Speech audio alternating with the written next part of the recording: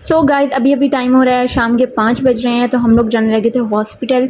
मेरी जो sister in law है उनकी मदर इन लॉ का हुआ था ऑपरेट वगैरह, तो उनको पूछने के लिए, पता करने के लिए, अयादत के लिए, आप कुछ भी कह सकते हैं। कमरे की हालत को थोड़ा सा इग्नोर कीजिएगा। मेरी तबीयत बहुत ज़्यादा ख़राब हो रही थी क्योंकि सुबह का नाश्ता किया हुआ था और उसके बाद से कुछ नहीं खाया था। तो मैंने अपने हस्बैंड से कहा कि पहले मुझे कुछ खाने का ला दें, उसके बाद कुछ और करूँगी। तो वो मेरे लिए पिज़्ज़ा गर्म करके ले आए थे जो रात का लेफ़्ट ओवर था। और पिज़्ज़ा मैंने किस तरह, बहुत सारे लोग कमेंट करेंगे कि आप तो पिज़्ज़ा नहीं खाती, आप तो चिकन वाली चीज़ नहीं खाती, तो आप पिज़्ज़ा कैसे खा रही हैं। तो ये भी आपको आगे चल के पता चलेगा कि मैंने पिज़्ज़ा कैसे खाया, ठीक है। उसके बाद रूम की हालत को थोड़ा सा इग्नोर कीजिएगा क्योंकि हम लोग अभी सो के उठे थे, जैसा कि मैंने आप लोगों को बताया। और उन लोगों की कॉल आई थी कि काफ़ी उनकी तबीयत ख़राब है, तो आप लोग आ जाएंगे क्योंकि जैसा कि आपको पता है मेरे हस्बैंड डॉक्टर है। तो उन्होंने कहा कि बस जल्दी जल्दी रूम छोड़ो, रेडी हो जाओ, उसके बाद वहाँ से आके फिर रूम सेट कर लेना। मैंने कहा ओके ठीक है।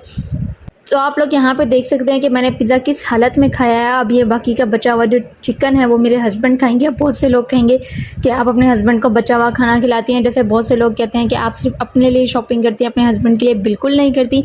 तो वैसे ही बहुत से लोग यहाँ पे कमेंट करेंगे, बट मैं आपको बताती चलूँ कि मेरे हस्बैंड, अल्लाह का शुक्र है, इस तरह के नहीं है कि वो नहीं खाएँगे। मैं भी खा लेती हूँ उनका बचा हुआ खाना और वो भी खा लेते हैं मेरा बचा हुआ खाना। एक दूसरे के बचे हुए खाने से कुछ नहीं होता। वैसे तो हम एक साथ ही खाते हैं क्योंकि वो रेडी हो रहे थे, मैं खा लिया। मुझे बहुत ज़्यादा भूख लगी हुई थी, इस वजह से वो बाद में खा रहे हैं। सो गाइज फाइनली हम हो गए थे रेडी। उसके बाद हम लोग निकल आए रास्ते में। आप लोग धूप चेक कर सकते हैं, 5 बजे भी कितनी ज़्यादा धूप थी। और आपको एक मज़े की बात बताती चलूँ, रात में वापसी आते हुए आई थिंक 7 बजे मगरिब के टाइम के बाद हम लोग वापस आए थे। इतनी शदीद आंधी थी ना, बस ना पूछे कि क्या हालत बन गई थी हम लोगों की।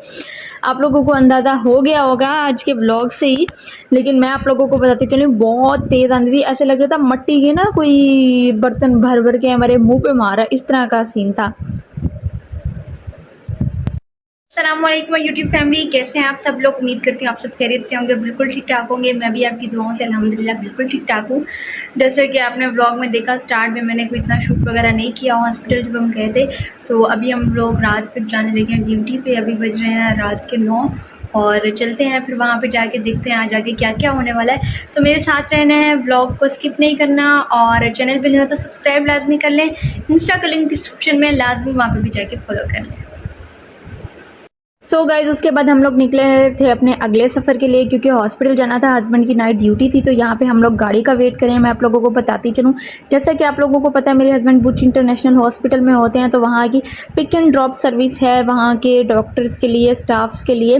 तो उसका हम लोग वेट कर रहे थे कि वो जैसे ही आए हम लोग चले जाएँ। और यहाँ पर आप लोग रोड्स का हाल भी देख सकते हैं, इतना ज़्यादा कोई रश वगैरह नहीं था, बस ठीक ठाक मौसम भी था और रश वगैरह भी था क्योंकि काफ़ी टाइम हो गया था, रात के 9, साढ़े 9, 10 बज रहे थे। उसके बाद फाइनली यहाँ पे गाड़ी आ गई है हमें पिक करने के लिए। यहाँ पे आप लोग आगे फ्रंट पे मेंशन भी किया हुआ है, जैसा कि आप लोग देख सकते हैं, स्टाफ ड्यूटी। और उसके साथ साथ तकरीबन हम लोग 10:05-10 में हम लोग हॉस्पिटल पहुँच गए थे। उसके बाद वहाँ पहुँचते ही हम लोगों ने सबसे पहले कुछ खाने का इंतज़ाम किया क्योंकि जैसे ही हम लोग हॉस्पिटल से आए, आपको मैंने बताया कि आंधी हो गई थी, आंधी इतनी शदीद आई थी। उसके बाद हम लोग लाइट चली गई थी।